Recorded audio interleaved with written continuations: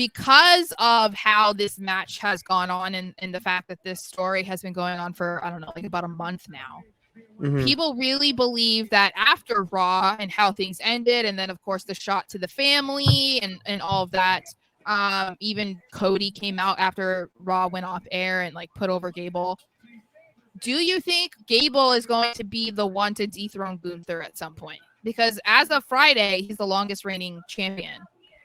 So technically they could take it off him as soon as next week. Yeah, but they got to cool it down. You got to cool down Gable. I do think Gable would be the best fit to dethrone him.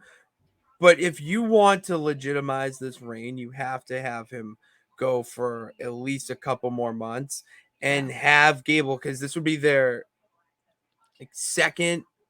I'm gonna classify this as their second match, because that 5-minute whatever, I would say is just more like a teaser. I wouldn't say that's a real like match, because whatever. Point is, it's not a real match. So you haven't had that third one yet.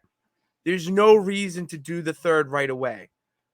Let it cool down. Let Gunther get into some other stuff. Maybe even give him more of a backseat so you can get Imperium to be in the ring and on screen a little bit more. That's fine.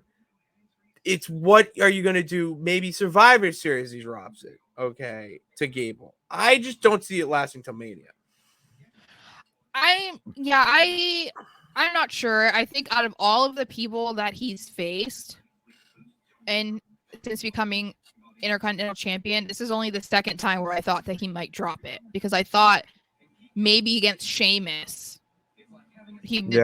because they're hyping up the fact that Sheamus has never gotten the Intercontinental Championship, and they kept talking about that. So I was like, okay, I felt like that was a possibility.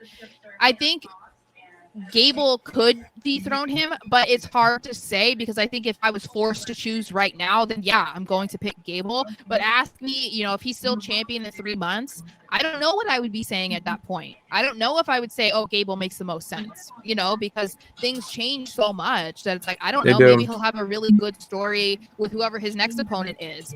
I don't know.